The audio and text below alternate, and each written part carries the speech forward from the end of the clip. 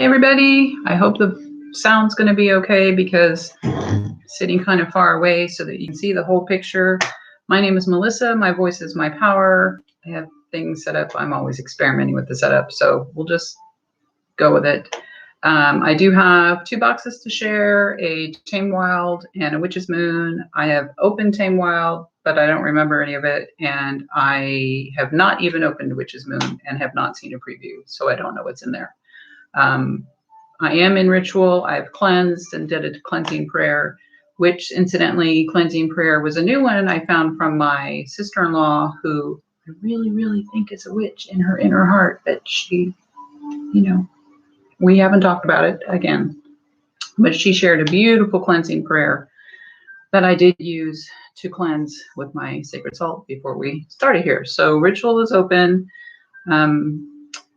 My voice is my power. Check out the poem. There's a lot of reasons for it, some of which we've talked about, some of which we'll talk about in the future. But I think tonight we're just going to do mostly boxes. I did want to tag back into the idea of self-care versus selfish, having thought about that over the week. It's easier for me to be in self-care right now because my kids are adults and out on their own, and I don't have to think so much about their care or my husband's care. Obviously, I do care. Obviously, I think about it and I care, but I also care about my coworkers. I was telling someone this week that I wear my peer support hat pretty much every day in care and compassion for my coworkers. I don't think I am moving over into selfish at all, but selfish versus self-care obviously would be the extreme of one or the other. If you go so far into the extreme of self-care that you're not thinking about anyone around you or their needs, then obviously you've gone too far. If you go too far into caring for those around you and not caring for yourself, the other end, then you don't take adequate care of yourself to be able to care for other people. So there's a balance, and it's probably something you should always be thinking about on a pretty regular basis if you're swinging into one extreme or the other. Okay? Any thoughts on that? Feel free to hit me up and we can have a discussion in the comments. I would welcome that very much. And without further ado, let's open Tamed Wild. It is on top. We are Monday, Tuesday, Wednesday. We are just about out of the full moon influence. It was early Monday morning. I really wanted to get a really nice picture of it. And actually, I was almost going to do a field trip this morning for this and just film from the beach. But it's way overcast and you can barely see the shadow of the moon. So Mr. Fog decided that wasn't feasible.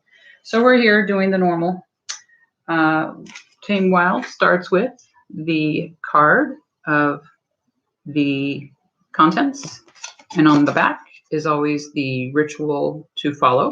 So we should have a tea, a bath bomb, a new cloth, and oh, I do remember this one now, love letters, and a locket, and purple fluorite.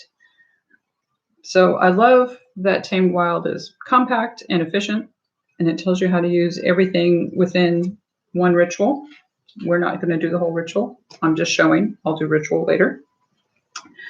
The love letters, I'm thinking I'm a little bit stuck on this. I don't know when or how I'm going to use it. Use these 5 cards to write letters to yourself, someone who inspires you, and someone who could benefit from your wisdom. You may write letters to anyone you wish, but we suggest the following: your childhood self, reconnect with the inner child who lives in the heart and is often silenced with age. Yourself in the present moment, instead of focusing on the attributes that make up your physical and material identity, try to connect with your highest self. Your future self, our actions in the present are what create the future, so show gratitude to the person you're striving to be. A mentor, lover, former or current friend or family member who's left a lasting imprint on your soul. And finally, write a love letter to a stranger who might benefit from your successes, failures, wisdoms, and life experiences. So in that sense, we can consider these videos a love letter to strangers. sharing my wisdom and life experiences. I know we're kind of just getting under the ground, off the ground with it. Pardon me, that was an alarm from my meds.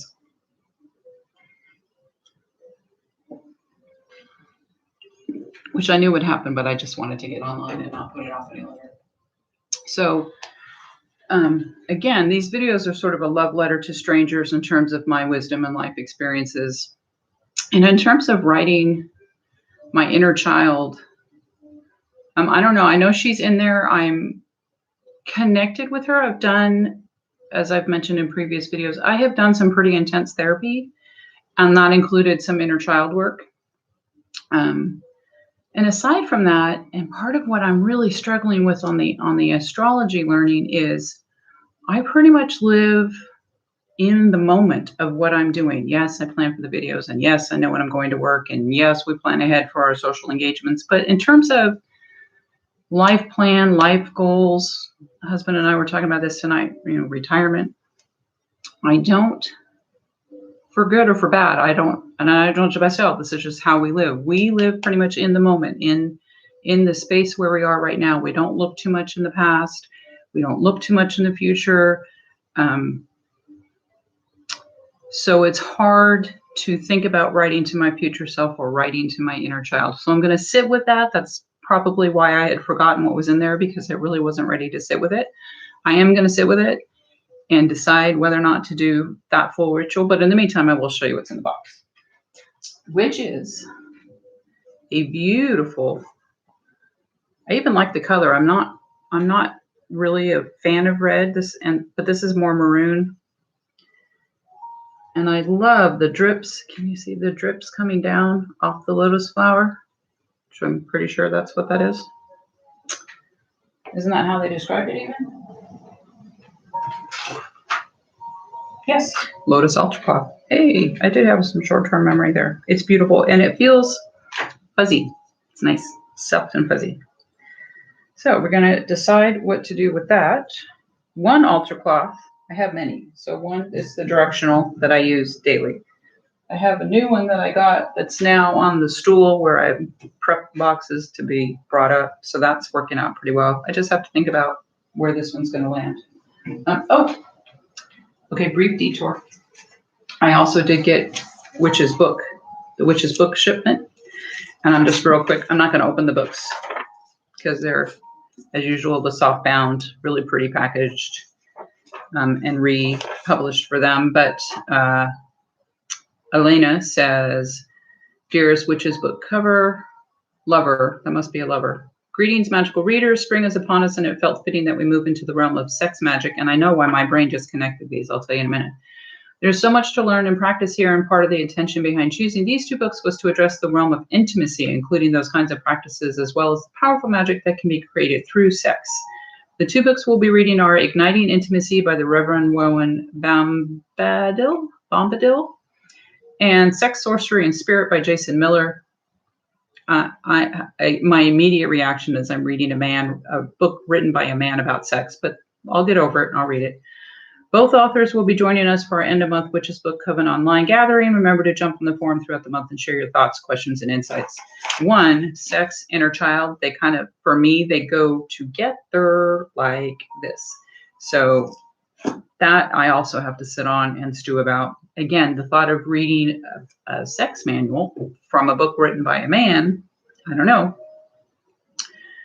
Again, no judgment, and also not judging myself. It's just something I'm just going to have to think about. I will say real quick, I found it beneficial to watch not the live stream, but watch the replay of the Witch's Book Coven book club discussion with the author for the tree ritual, Celtic tree rituals, even though I haven't read the books. So it connected me more with the author and the intent of the books. So I, again, intend to read the books. So I might do that. I might wait and watch the book club discussion. Hopefully that will key me into the author's intent and goodwill, and that will make me more motivated to read the books. So that was a quick little detour from Tamed. Back to Tamed. These are the beautiful, their artwork as always is amazing. I think there's some reflections there. Get them open real quick. So these are the note cards for the love letters. They each have a different picture. We have what I think is a wolf. I could be wrong. I'm often wrong. We have floral. And then, oh, fox. More floral. Should be fun. So we have the heart chakra tea, which I will try when I do the ritual. We have the bag containing the locket. Okay, locket, no chain. I don't know, my fingers are big. You can be able to see it. I think so. And as I recall from pre-reading the ritual, you take little corners off of your love letters and put them in here, and then put them in a place or hang them for future intentions, for the intention gathering. Then this is a big, beautiful amethyst bath bomb, which just makes me want to take a bath. And coming in the mail, maybe it's still in my shopping list. I splurged on a bath pillow for the tub so that I can use bath bombs because I can't use them in my hot tub. And the chunk of fluorite, really nice, right? So fluorite, purple, it's purple fluorite, fluorite. When working through complex issues, especially those of the heart, peace-loving purple fluorite is a trusted ally. Not only does this stone draw life force into the body, also referred as chi or prana, depending on your ideology, but it uses that energy to relieve stress, heal intimate issues, and overcome energetic blockages. And I'm realizing I'm flowing back and forth. I'm worried about the sound, but I was sitting back further so you could see more. Again, it's all a great experiment. This is a really pretty stone. And it did not, usually they come in a little bag. It did not come in a little bag. Okay, so everything's going back in the box because I'm setting aside that ritual to do it when I'm ready. So again, be gentle with yourself. If you're not ready for something, don't do it. Don't force. If you force yourself to do something you're not ready for, then the consequences of that could be something that you're not expecting, is the short version of why I'm going to say that. And now we have witch's moon. Witch's moon. See, this is what I intended, was to work back here so you can see all of that. Hopefully you can still hear me. I promise this won't be too much longer.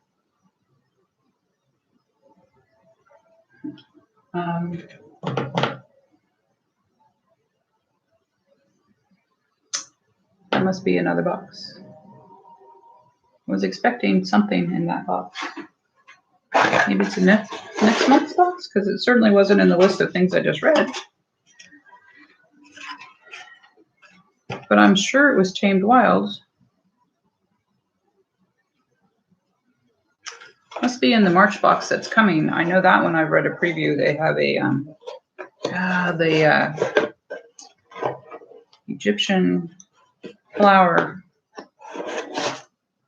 Okay, well, never mind. I can't remember. I can see it in my head, but I can't remember what it's called. So we're moving on. Which is fine. Hey, remember the vase that I said broke and, didn't mean anything. It just broke. What it meant was I put the candle too far down in the vase and I let it get too hot around its seam. So I've learned tonight why I'm a hoarder too. I'm just all over the place tonight anyway. Earlier, I started a succulent garden, Amazon little starter, 10 little different varieties of succulents. And I was deciding what to put them in to get started. I already had the cactus dirt, but so started with husband's cardboard paint box, and then lined it with, huge plastic shopping bag, that I found in my stash of shopping bags. Lined it also with the packing it came in. Something else that I had on hand, like 3 or 4 times tonight, I was like, oh, that's why I'm a hoarder, because I went looking for something and found it and used it. So one of those things was this little glass came in a poured candle. They're like $1 each at Food Max. It was a white, and I burned it down. And then that's filled with little river glass. I put it on the drainage for all my plants. And then so the top bowl of the candle is still candle holder is still serving as a candle holder. There is a candle in there now. That's why it's big and bright. So again, there's, if you're a hoarder, keep it under control, but sometimes it's a good thing. So, Witch's Moon. You see it? Comes with, again, as always, the personalized oracle card, which we will set aside until we read the directions, or at least read the ingredients. So, Ascendant guides. Throughout our journey, we work to pull inspiration and knowledge from our own experiences, as well as from those that resonate with us from previous times. Wow, which I guess speaks to why we should look to the past, right? For lessons learned. Did I just talk about living in the moment? Yes, we should look to the past for lessons learned. That's true, and that's going to be what this is about. So, magical items in this box are as follows. A handmade book of shadows with a flower pressed paper. I don't think that's going to come out first. Nothing ever comes out first, the way the order it is in the box. So let's just gather, as usual, the beautiful artwork for your book of shadows or grimoire. I have started keeping these in a really nice binder. I often don't get them put away until the following month when I'm trying to clean the altar, as I did tonight for ritual. So, dedicated book of shadows artwork. Wonderful passage can be recited before you begin your journey into working upon the pages of this book of shadows. Oh, they're going to make me do some work. We have the herbs this month appear to be, I'm excited for things to come. Dandelion leaf and peppermint leaf. I have found myself using Witch's Moon herbs far beyond their monthly allotment. I have a whole bowl that I look back and check and see what I need. So, we always have parchment paper that you're supposed to work your book of shadows on, your ritual on.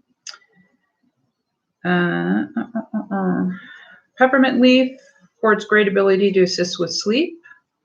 Yes, and I have mint tea for that as well. And dandelion leaf, sacred herb to both Bridget and Hecate. Okay, I just realized I touched my nose, but I'm home alone and no, I'm not spreading any germs. And I'm just saying that in reference to the extreme overreaction of social media and media over coronavirus right now. So that will orient you to time and place. That's what's going on in the real world. You're obviously not supposed to touch your face after you touch other things, but I trust that I will remain healthy after I, scratch my nose. Dandelion leaf, a sacred herb to both Bridget and Hecate. The dandelion holds multi-world abilities, so that's obviously for traveling and looking back at other selves. Jupiter tea with a muslin tea bag. Jupiter tea, I just saw it. Assist you in your journey towards enlightenment. Jupiter is associated not only with the legends of luck, but with the path of eagerness towards finding answers. Allow yourself to relax and ponder the questions that you seek to be answered by guides. That would involve knowing the questions you want answered, which honestly is a struggle. We have I'm going to have, I find with Witch's Moon, I have to look at our paperwork to read the labels. Earlier tonight, I was making a soap for my daughter, and I wanted to use some protective oil from a previous month's Witch's Moon. And I'll be damned, reading the label bottles, I had to go back to each description to match it to the labels on the bottles to be able to read that handwriting. It's really, really difficult for me. Okay, this says, now I see, it says Lady of the Lake. Lady of the Lake Sacred Salt, the intention of providing you further access to spiritual knowledge and insight. This is going to be all about astral travel this month, folks.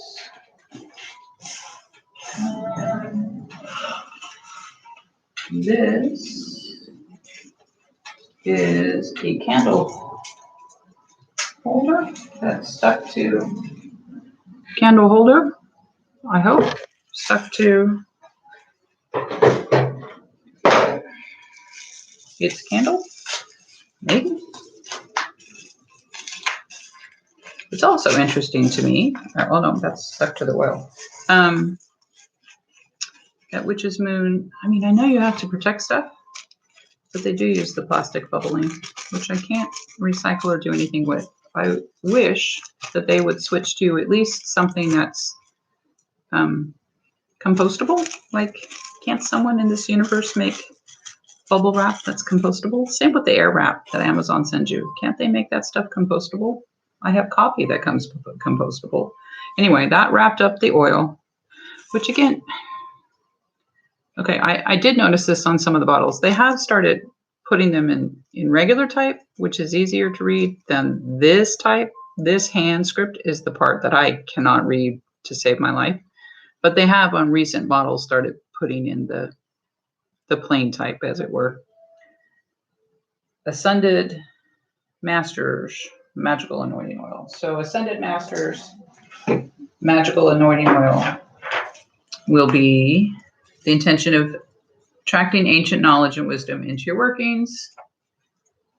And there's various ways that they tell you, suggest how you use that. Stand by while I grab a sip of tea. Okay, getting closer to the end. Or maybe not. I'm not going to unwrap this because I want to unwrap it during ritual, but this will be the spell candle. This month's candle says, this is a brass spiked candle holder, as we thought it might be. Finish the box. Hand-rolled and anointed token of wisdom spell candle with spell artwork. Hand-rolled and anointed with the intention of enhancing your ability to receive messages from the guides. I guess I should decide who my guides I'd like to be. Or maybe I'd just be open to the idea of guides. I feel like I guide myself. And yes, it could be prior life selves that I'm just not separating out as separate from my current life self. I'm not explaining that very well, but I'm self-guided, as it were. Queen of Wisdom, this is the spell that goes with the candle. I love their spells, by the way. This is more Book of Shadows artwork. They do have a beautiful artist working for them, and a dedication to the Book of Shadows, which, as we mentioned at the beginning, they said they gave you a handmade Book of Shadows with flower pressed paper. And just before I show you that, because that's obviously going to be the highlight of the box, there is also the rope incense. This month's rope incense is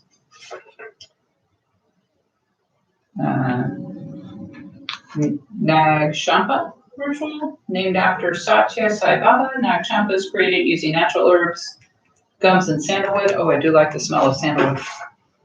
Handmade in Nepal. Requires any ritual, great addition to any ritual that requires a stable and relaxed state of mind. I do love the smell of sandalwood. That's amazing. Folks, if I could send the scent to you, I would. It's amazing. And I'm discovering I love the rope incense. Okay, the highlight of the month is the handmade Book of Shadows. It has a elastic cover to keep it shut. Some beautiful detailed artwork. It's leather and leather sewn. Beautiful detail on the front and back. Tree of Life on the back. I'm not recognizing that symbol. I might have to look it up on the front. See better if I go back? Maybe. There's some reflection there. And hand-pressed flower paper. Okay? Flower-pressed paper. Flower-pressed. So it's, again, you can see the detail of the flowers and herbs still left in the paper. Just really beautiful. This is so beautiful, I'm going to have a hard time actually writing in it, even though that is the point of it. And then part of the artwork that they sent, and actually much of the artwork they've sent in the last several months could just fit in here. Maybe not even pressed to it, but just slipped in between the pages. And then they give you a beautiful dedication. This book is dedicated now and forever to the joys and fears, delights and tears, inspiration, motivations, and revelations, as above and so below, to the creator of now, a spark of the divine, and to the many who came before, and to their undoubted trials and tribulations, and to those who may come later, dedicated to the old and the hidden, to the undiscovered and unseen, to what may come awake or in dreams. This book serves as an extension of the soul, and thus is sacred, so it is. Written and designed by their artist, A.E. Alden. I never realized it was Alden. I always thought it was Aiden. So again, I'm not reading things very well. So that's Witch's Moon. Probably more excited about doing Witch's Moon than I am Tamed Wild, which probably means I should do Tamed Wild. But because, again, I'm very gentle on self, I'm not going to do it till I'm ready to do it and I'm prepared to hear the answers that I ask in terms of letters to myself, future self, past self, inner child, lover, friend, mentor. Speaking of mentors, I did come out. This is the vulnerable and exposed part of the description. I was with a friend, very close friend, very dear friend, very Christian friend, very Bible thumping friend, and have known her for the whole decade and a half that I have been at the job that I'm at, because she actually hired me. She's now retired, but still a mentor and a friend, and a work in progress herself. She acknowledges that as well. And she was one of the ones I was most hesitant to come out to. She's, again, very Bible literate, very Bible literal as well. Husband might be about to come out. I might turn my attention to him.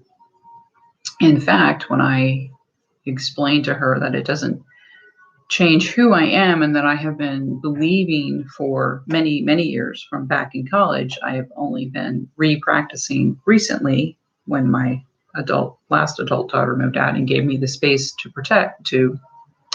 ritual. So I prefaced it by saying, I hope this doesn't change your view of who I am. I'm still the same person. I still have the same beliefs. I still have the same moral and ethical compass, but this is what I'm doing. I'm practicing witchcraft. And we had kind of joked about it from another conversation I had earlier with somebody else who I even only alluded to it. And that other friend mentioned, oh, you hide your 666 in your pentagram. So I laughed her off as clearly not ready for the reality of what I am. And then use that to springboard into this other friend, that's not what witchcraft is about. I don't worship the devil. I frankly don't believe in the devil, as I was explaining to husband at dinner earlier tonight. I believe we each have aspects of evil and love, And it's our choice which of those to follow, because I believe we are all pieces of the divine. I wasn't very articulate with her, but part of what I was able to get out was that I believe we are all pieces of the divine. And so she responded with, the Spirit of the Lord works through her, but is not a part of her. And so that would be one of our core differences. But as I was trying to explain to her, it's just, again, a different language talking about the same thing. So then she mentioned something else, and I was like, yeah, that could also be interpreted as this. She said, the Bible is literal in its disavowing of witches. And I didn't have the courage or presence of mind to say, yes, that's because the Bible was written by men who were scared of witches, but maybe we'll have that conversation at another time. So friend A, who I had springboarded off of the conversation with, that just made the joke about 666, and I shut it down and didn't explain further. When we left, I said, oh, okay, we'll set up another one. She's like, yeah, we'll get together. And I was like, oh, in my head, like, oh, okay, she's done. She's figured out what I am without me having to say it, and she's moving on, and that's fine. I could be wrong. We'll see what happens.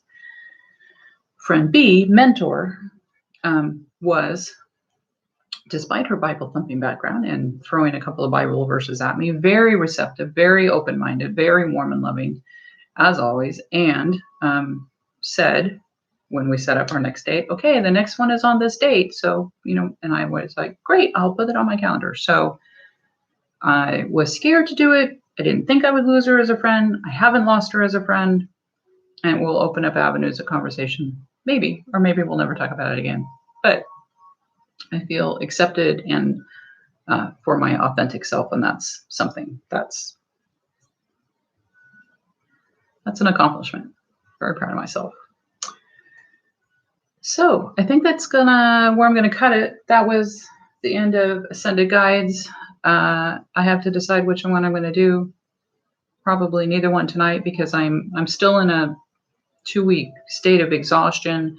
The astrological homework I did said that I'm in my personal summer and feel most motivated for self-care, which is, how I've been for the last 6 months, but also personal summer, I'm active and happy, and let's go play in the sun. And I don't like the sun, and I'm never active, and I don't play very well in the sun. So, but I have been very, very self-care oriented. I've just been in a time crunch.